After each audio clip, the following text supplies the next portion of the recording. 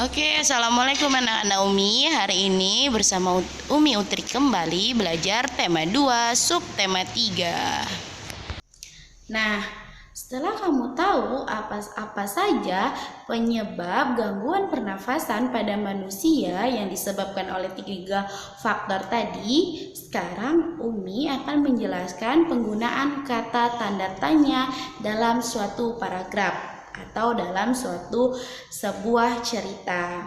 Nah, Umi akan mempersingkat atau agar kamu mudah untuk mengingat. Disebut apa ya penggunaan kata tanya? Disebut adik Simba. Adik Simba apa ya? Itu apa? Maksudnya menjelaskan mengenai sesuatu hal atau benda. Contoh, apa ya penyebab terjadinya gangguan pada pernapasan manusia? Di mana? Di mana ilustrasi tersebut terjadi? Kapan menjelaskan mengenai waktu. Contoh, kapan kejadian itu terjadi? Simbanya siapa?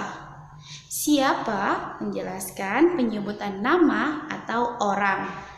Contohnya, siapa yang menderita penyakit gangguan pernafasan pada cerita tadi? Mengapa? Menjelaskan alasan atau sebab dalam cerita tadi. Mengapa asap pembakaran Mengapa asap pembakaran dapat menyebabkan gangguan pernapasan? Nah, yang ketiga, BA atau bagaimana? Bagaimana menjelaskan cara atau proses pengerjaan sesuatu. Contohnya, bagaimana kondisi seseorang yang terkena gangguan pernapasan. Jadi kamu ingat ya, adik Simba itu adalah singkatan. A-nya apa? D-nya di mana? K-nya kapan? C-nya siapa? M-nya mengapa? Dan B-A-nya bagaimana? Baik anak-anak, pernahkah kamu melihat gambar ini? Ya, ini adalah gambar orang sedang melakukan penjualan bibit tanaman. Meskipun terlihat sederhana, bayangkan jasa penjual bibit tanaman tersebut. Dia menyediakan bibit-bibit aneka tanaman yang akan tumbuh, menghijaukan dan memperindah lingkungan. Setiap orang akan melakukan kegiatan ekonomi untuk memenuhi kebutuhan hidup. Ada yang menjadi petani, pedagang, nelayan, pegawai swasta, pegawai negeri, tenaga medis, pengusaha, dan lainnya. Meskipun berbeda, setiap kegiatan usaha ekonomi harus kita hargai ya nak. Nah, cara menghargai usaha orang lain yang pertama menumbuhkan persaingan usaha yang sehat dalam kegiatan perekonomian, tidak merendahkan usaha orang lain, menghormati usaha ekonomi orang lain dengan tidak iri atas keberhasilannya, dan meneladani keberhasilan orang lain dengan meniru sikap positif dari orang tersebut. Nah, di sini kita bisa lihat ini bagian dari apa ya? Ini bagian dari komik ya, komik. Nah, dalam menjalankan kegiatan usaha ekonomi, setiap orang harus melakukan dengan penuh tanggung jawab. Penerapan tanggung jawab sangat penting bagi terciptanya keharmonisan dalam kehidupan warga masyarakat. Dalam bermasyarakat, kita harus sadar akan kewajiban dan dalam melaksanakan dengan penuh tanggung jawab. Dengan demikian, dalam kehidupan masyarakat kita akan terjalin rasa nyaman, aman, dan sejahtera.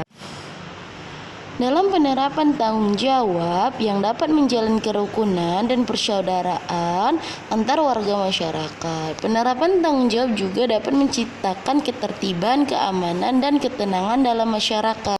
Nah, begitu juga ketika kita melakukan jenis-jenis usaha seperti tadi yang Umi contohkan, pembibitan tanaman.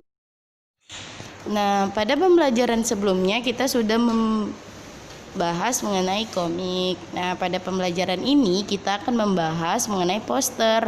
Poster atau plak adalah karya seni atau desain grafis yang membuat komposisi gambar dan huruf di atas kertas berukuran kecil atau besar. Pengaplikasiannya dengan ditempel di dinding, gunanya untuk mencari perhatian agar pesan yang kita sampaikan pada poster tersebut tersampaikan kepada publik. Nah, anak-anak, di sini adalah poster pernapasan pada manusia. Contohnya seperti ini ya. Nah, bagaimana poster yang bagus? Poster yang bagus akan menarik orang untuk membaca informasi yang tertulis pada poster itu. Nah, bagaimana cara membuat poster yang menarik? Yang pertama, kalimatnya harus singkat, jelas, dan padat. Menambahkan gambar yang sesuai dengan tema poster. Nah, yang terakhir, mewarnai poster dengan warna yang cerah agar bisa dibaca dan nampak oleh orang. Masih ingatkah kamu tentang cerita bergambar? Apakah cerita bergambar itu ya? Cerita bergambar adalah cerita yang ditampilkan dengan menggunakan gambar. Kalau tadi poster adalah tulisan yang berisi pesan yang akan disampaikan ke khalayak ramai. Nah, kalau cerita bergambar ini sama seperti komik. Oke, anak-anak Umi. Sekarang coba kamu perhatikan buku tematik tema 2. Di situ ada cerita bergambar. Nah, inilah dia yang maksud Umi tadi. Ini adalah cerita bergambar. Sama ya, Nak, seperti komik tadi. Nah, baik anak-anak Umi, di sini Umi akan menjelaskan apa saja perbedaan komik, cerita bergambar, dan poster. Komik menurut Kamus Besar Bahasa Indonesia adalah sebagai suatu cerita bergambar yang sifatnya mudah dicerna dan lucu, dan biasanya terdapat di majalah, surat kabar, atau dibuat berbentuk buku.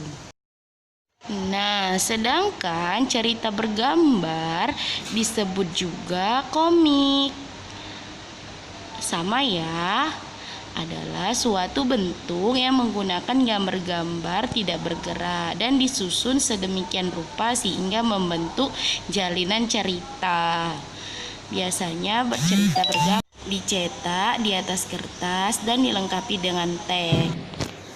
Nah, sedangkan poster disebut atau plakat adalah karya seni atau desain grafis yang memuat komposisi gambar dan huruf di atas kertas berukuran besar atau kecil, dan pengaplikasiannya dengan ditempel di dinding atau di permukaan datar lainnya dengan sifat mencari perhatian mata sekuat mungkin. Nah, ini anak-anak adalah contoh poster.